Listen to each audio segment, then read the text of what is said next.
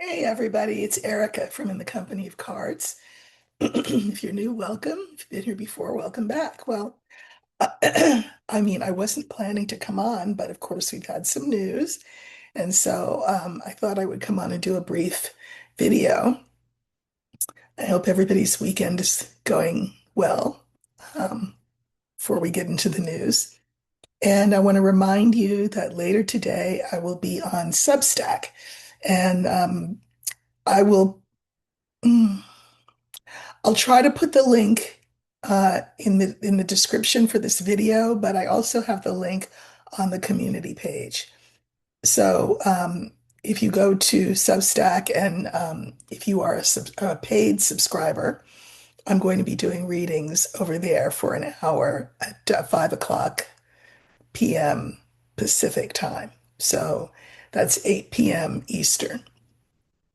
And it's a smaller space, right? So you have a higher chance of actually getting a reading. But, no pressure. Okay. I couldn't sleep last night.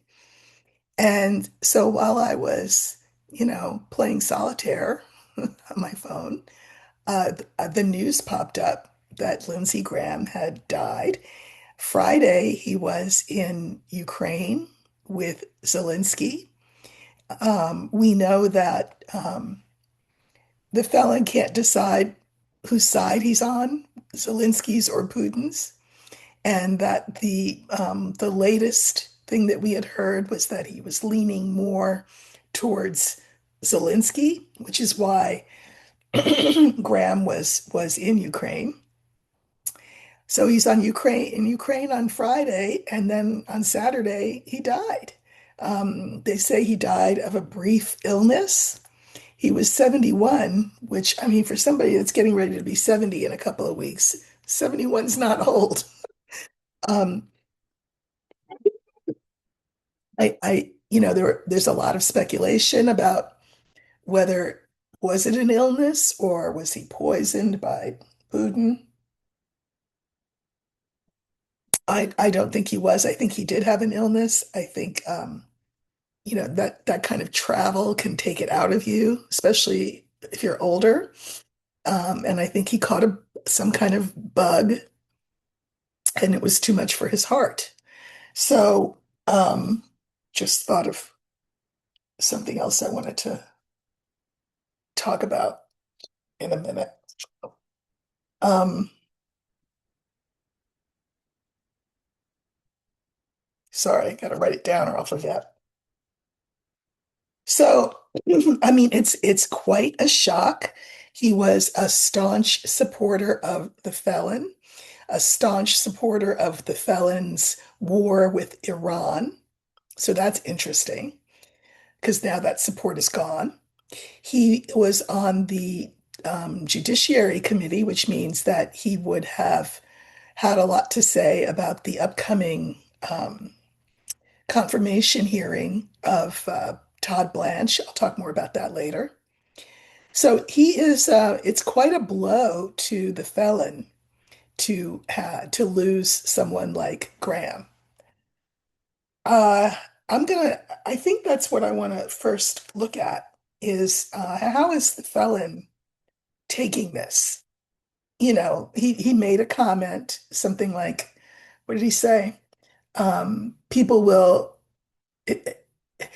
in time, in the future, when people think back on him, he will be thought of with way more, people will realize his worth, is what he's saying, um, well beyond what they think of him today. Uh, the felon, the felon has certain objectives that he wants to achieve, right? One of them is passing the SAVE Act. That is definitely dead in the water. It was kind of dead in the water before, but now it really is. So there's the SAVE Act. There is support for the Iran war. He doesn't have much support, and Lindsey Graham was a big hawk on that war. If Lindsey was his emissary to Zelensky, well, now he's not. So who will that be and how will that go? Would that be an opportunity for Putin to kind of pull the felon back towards his side? Um, so let's ask the cards. How is the felon feeling about the death of his friend and ally, Lindsey Graham?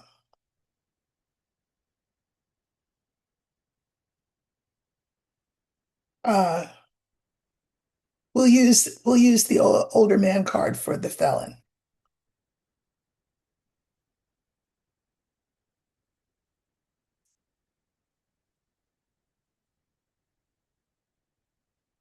And there he is. So because he's the first card, he's the first card.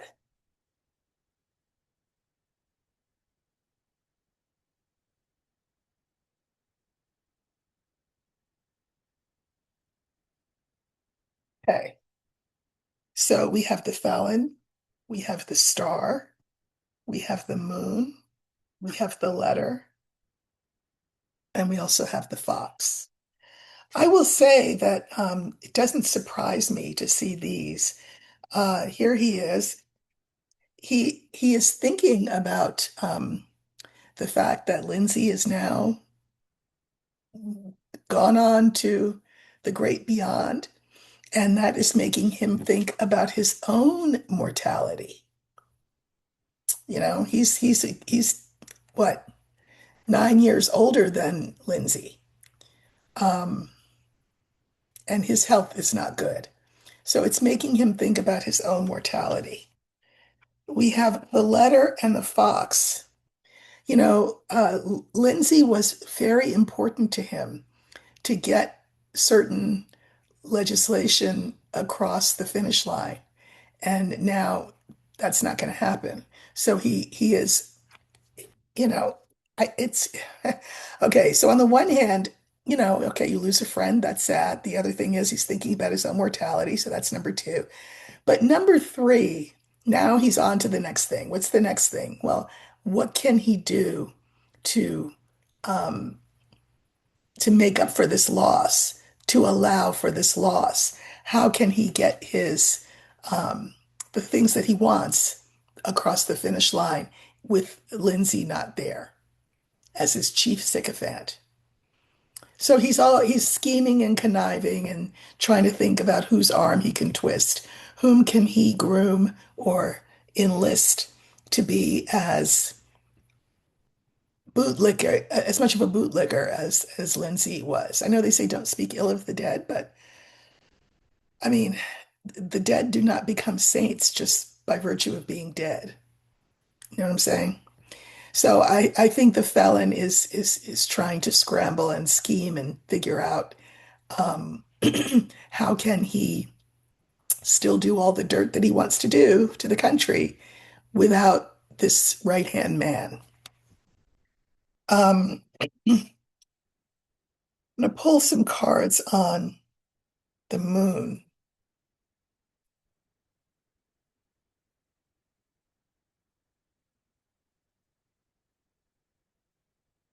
Yeah, I mean, it really does make him think about his own mortality. We have the child, we have the lily, and we have the scythe.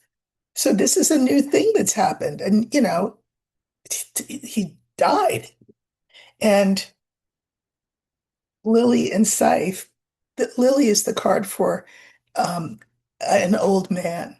So the felon is feeling his age and realizing that his life too um, will come to an end at some point soon. So I'm going to pull some cards on the fox. Because then again, that's the conniving card. But here's the thing.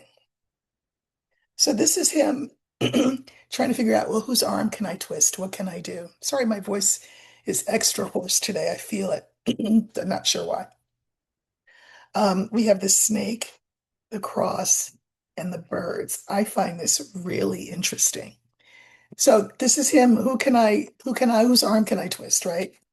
Well, that's going to be increasingly difficult because that ally, Lindsay, who can help him twist arms, isn't there. And um, people are starting to, I'm going to say the Republicans are starting to uh, talk amongst themselves in the cloakroom, in the dining room, in the bar, wherever they meet and gather in smaller groups, um, because they're going to start to be more self-serving.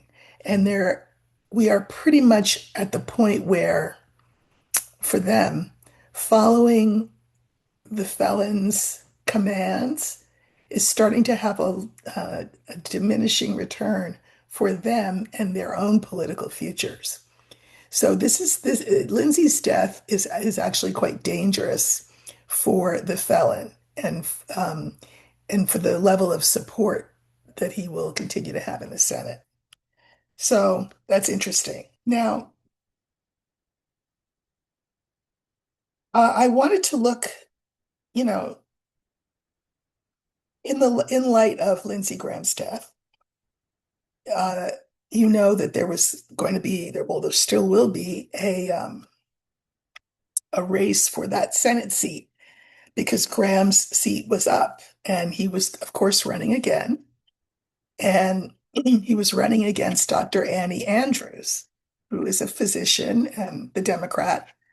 And so now they have to have a primary, and I think they have a primary. I think it'll be August 11th to pick who is going to run in Lindsay's place against Annie Andrews. So what I wanted to look at is I just want to pull 5 cards on Annie Andrews and 5 cards for whoever it is that the Republican challenger will be and see which line looks better for November.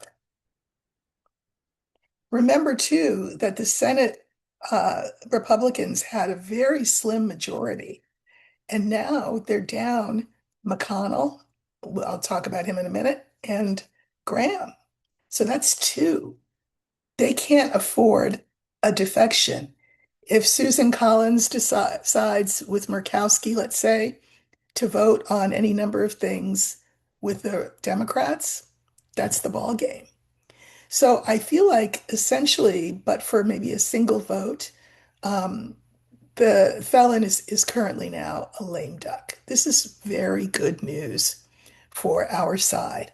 You know, John Donne says, any man's death diminishes me because I am involved in mankind. And, I wish Lindsey Graham um, Godspeed in his journey home.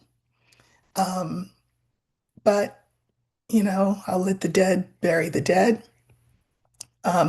We here are in the land of the living, and just numbers wise, this is quite the blow to the Republicans. So I'm going to pull 5 cards for Dr. Annie Andrews, who is the Democratic candidate for Senate from South Carolina. And I'm going to pull 5 cards for whoever that challenger will end up being after the August 11th primary. Okay.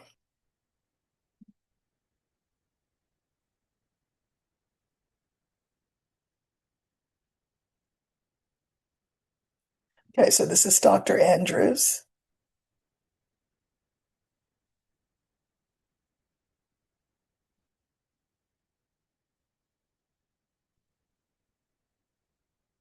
My dowsing rods are in the way. Maybe I'll pull them out one day and show you how they work. And then this is the challenger, the Republican challenger, who will be selected on August 11th in South Carolina.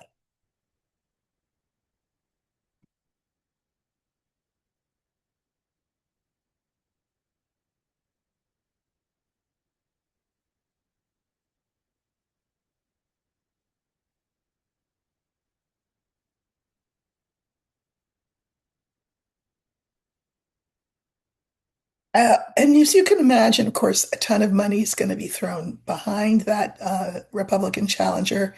They certainly don't want Annie Andrews to get that seat because then it's a Democrat in that seat. So for Annie Andrews, we have birds, we have snake, we have ship, we have stork, and we have the rider. There already is a lot of buzz about Annie Andrews, which is great. Um, she was facing Lindsey Graham. He would have been a formidable opponent because the Republicans would absolutely have gone for him. But that this is in the past. Now her candidacy moves ahead, and her chances of winning are even better. And then the line at the end is the rider. I can mirror the rider with the birds. I think that she's a pretty well-known figure nationally already. I think, but she will rise to the fore. I mean, you'll see her a lot. I'll put it that way. You'll see her a lot in commercials and in interviews, and she'll get a full court press. So that will be good. And so the problem that she had is not there anymore, which was Graham. She moves forward, positive change, rider. I think she looks very good for that seat. Now, we don't know who the Republican is. They won't be chosen until August 11th when South Carolina has the special primary. So we have the young man, the coffin, the garden, the house, and the scales. So I think whoever they pick could well be young, um, possibly have a legal background. That's what I think.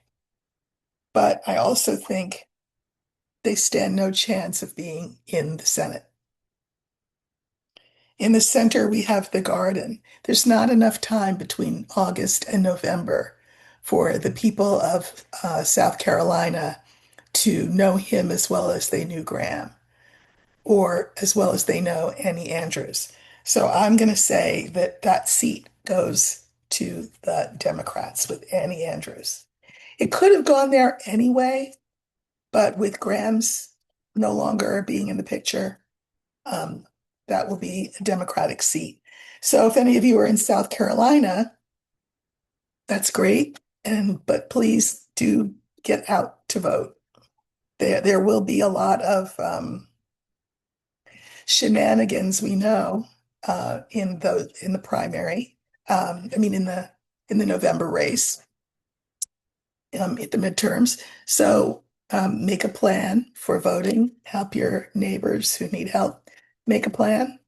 But it looks right now that as though Annie Andrews could have that seat.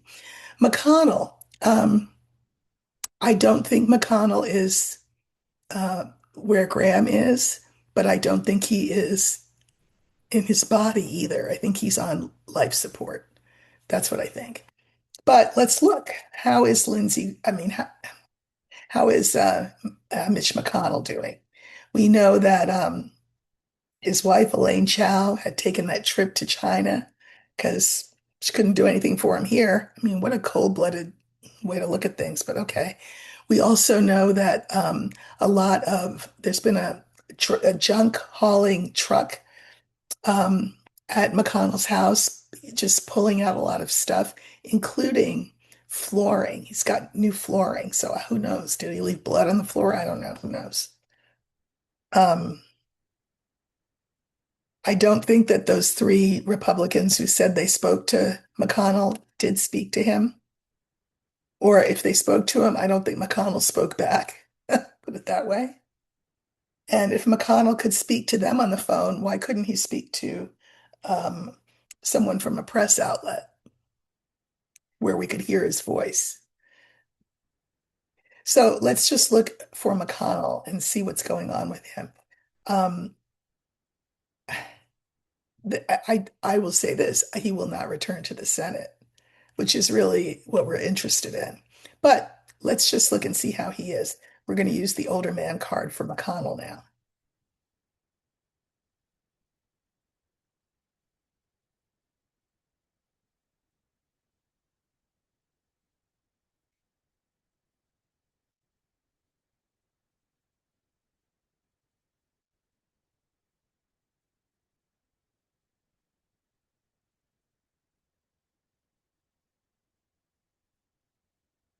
Okay, so this stands for Mitch McConnell.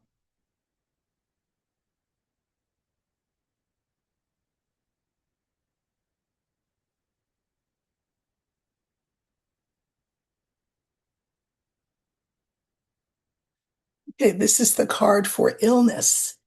I can mirror it with the last card. Well, sorry, we got the mice. Sorry, mice, the ring, McConnell, the house, and the ship. So this is the card for serious illness. Uh, whatever he has no end. So it's not like he gets sick and then he gets well and returns to the Senate. No, I think it's a loop. So I do think he's in some sort of coma, vegetative state, unconscious condition. He's in the middle. And if you think of this as his home, which is to say the Senate, he's gone from there. He's gone from there. So, however his health goes, he will not be back in the Senate, which means, again, that the Republicans are two down. They can't afford that. They can't afford one single defection. They just can't. Even with what's his name? Vance breaking a tie vote.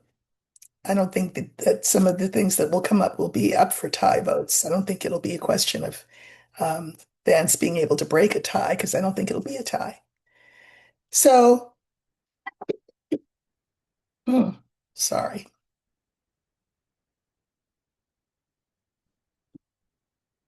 Um,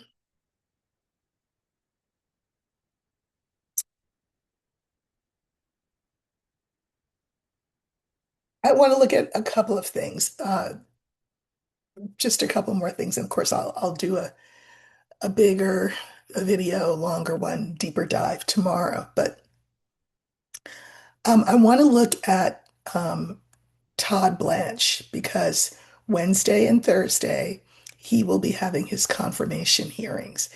If you're interested and around, they will be televised. I will be glued to those hearings. As I said, Lindsey Graham would have been one of the ones doing the questioning, and we know that all of the questions that he would have posed to Todd Blanch would have been softball, friendly fire questions.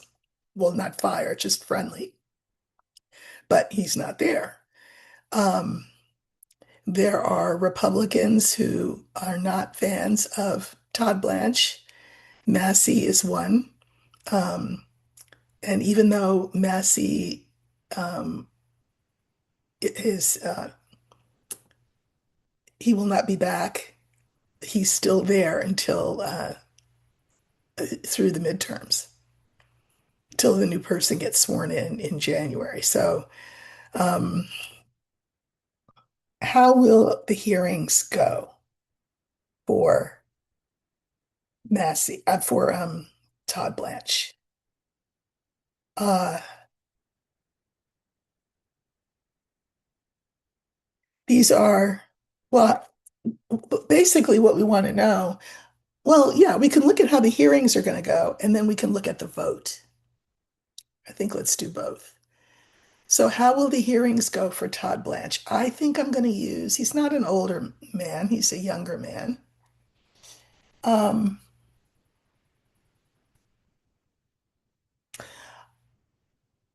I think, why don't I ask this? What will the public perception be of the hearings? So, I'm going to use the garden, and that's the public, but in this case, the public perception of how these hearings go. Okay. So, how will we all feel at the end of these hearings? Okay. So, we're going to use the garden.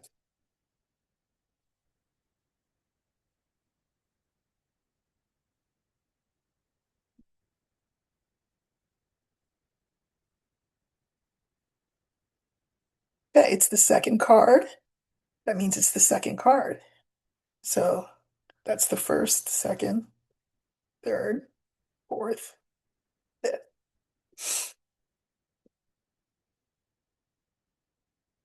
We have the star, the garden, the stork, the house, and the child.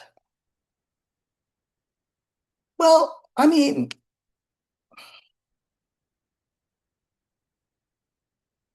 the star is the card for hope for the future. Um, the garden is us watching these hearings. And I think that for us, the news will be good. And I think for the White House, the people will be judging the White House in these hearings. And then we have the child card. I mean, I think Todd Blanche is going to be on the back foot in these hearings because I can mirror it with the star. Hmm.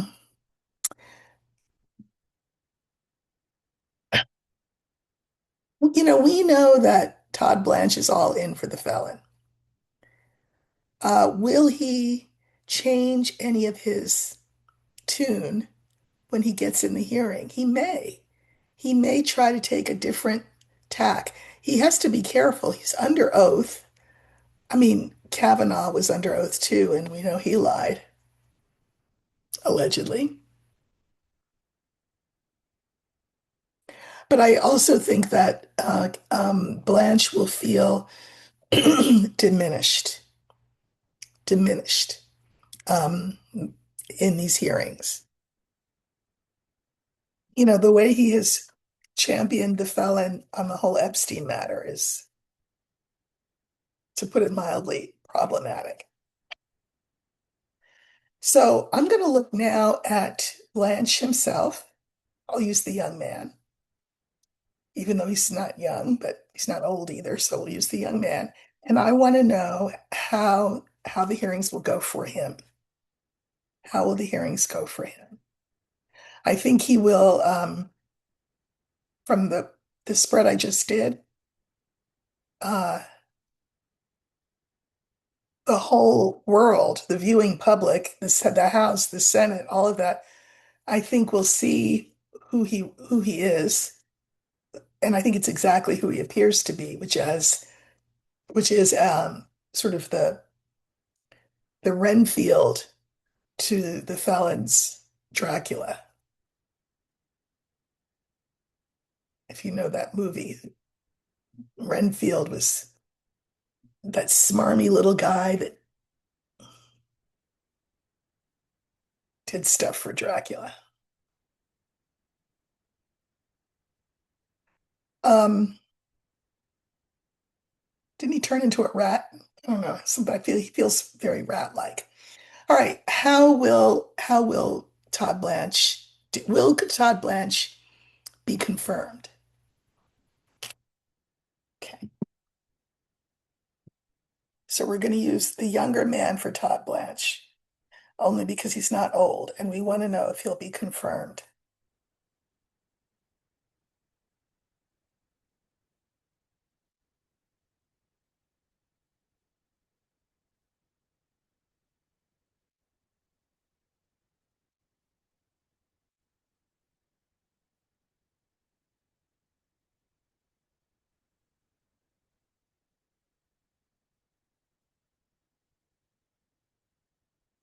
Okay, so this stands for Todd Blanche.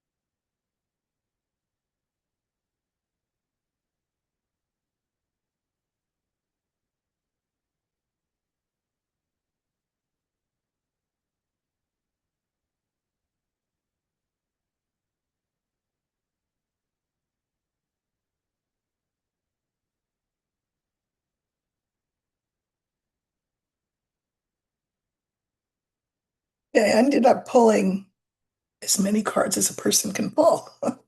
So we have the moon, we have the lily, we have Todd Blanche, we have the garden, and we have the bear.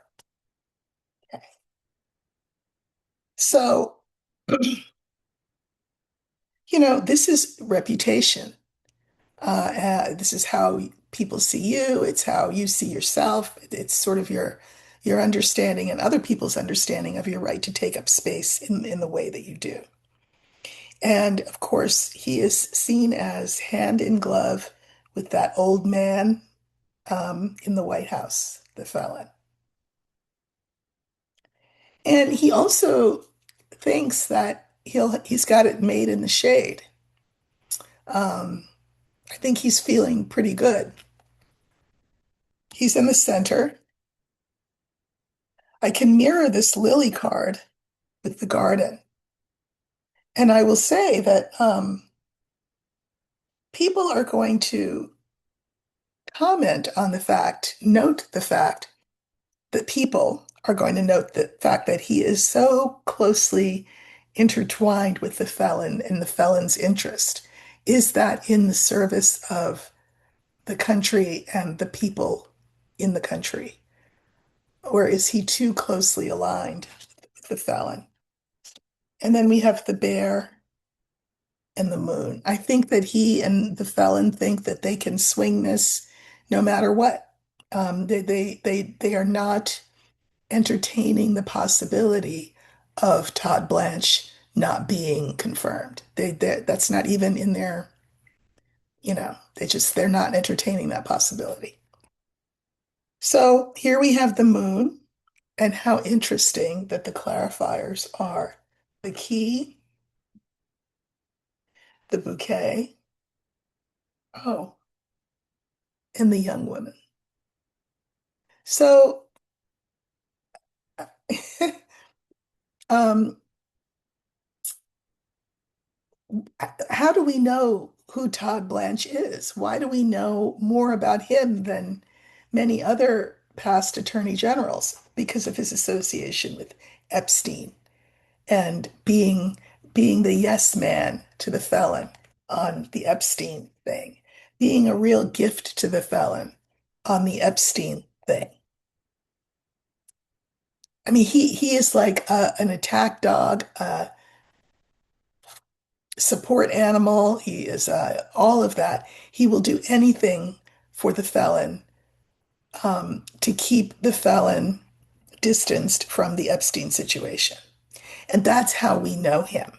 That is what his reputation is.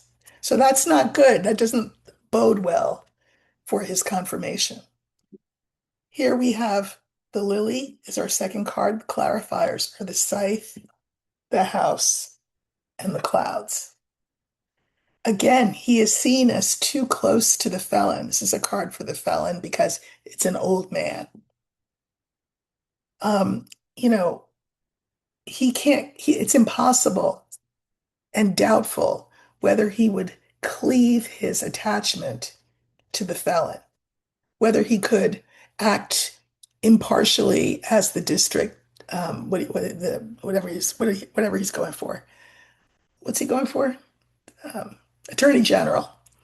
Whether he can whether he can separate himself from his mission for the felon, separate his job responsibilities, right? In other words, do what's right for the country, even if it's not right for the felon. People think, yeah, no, I don't think he can do that. I don't think he would serve in the best interests of the country as Attorney General because he is so hand in glove with the felon. Okay, here is Todd Blanche himself, and we have the scales, we have the felon, and we have the coffin. Again, it's the same thing. Here's Blanche. People are weighing his involvement with the felon and serving the felon's interests exclusively. And I suspect this will doom his confirmation. I don't know that he'll be confirmed. Coffin. The garden. This is public perception, right? And also the constituents of the people who sit on these confirmation committees. We have Clover, Child, and Snake. A lot of the people in Congress, Republicans included, are saying to themselves, "Mm, we serve at the pleasure of the public who votes us in." And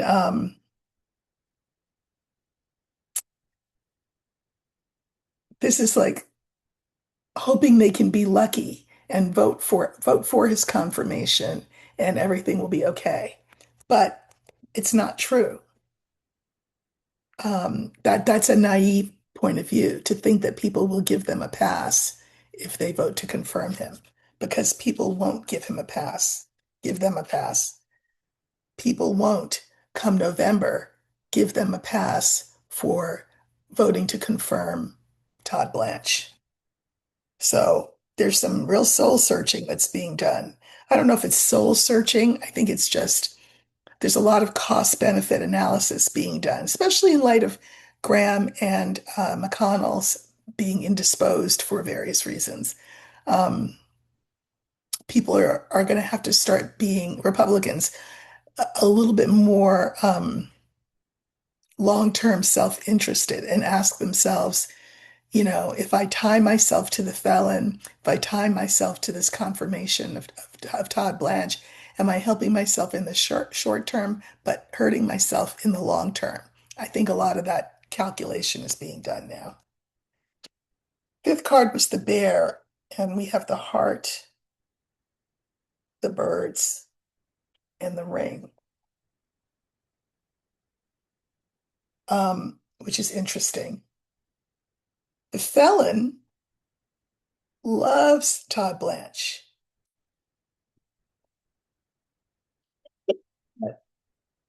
People on the committee are having to talk, are talking and having to ask themselves, are we getting ourselves caught in a trap by voting for him?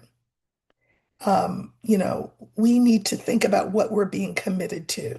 What we need to be committed to is people's perception of us moving forward. So I think there may be some unexpected no votes against Blanche.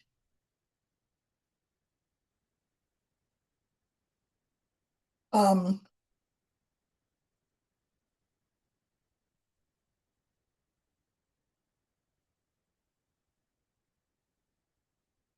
Now, I'm pausing because another meaning for the ring is like a contract, an agreement.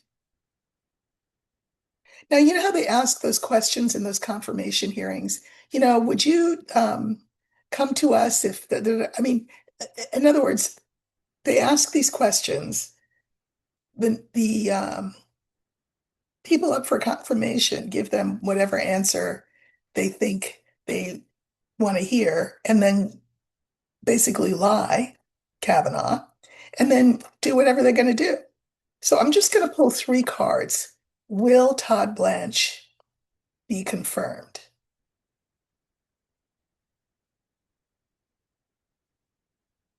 Because I'll tell you what, if he is, that's terrible, but it'll be more of the same of what we're already becoming familiar with. I'm not going to say used to, but familiar. It'll be more of the same. If he does not get confirmed, then take a nail out of Graham's coffin and put it in the felons, because this will be the beginning of the end for the felon if Blanche is not confirmed. He needs Blanche badly for his own personal safety. but it would be a great opportunity for Republicans in a very public way, that would be logical and you would understand, for them to say, yeah, no, um, we're not going to confirm him. So let's just look. Three cards. Will Todd Blanche be confirmed?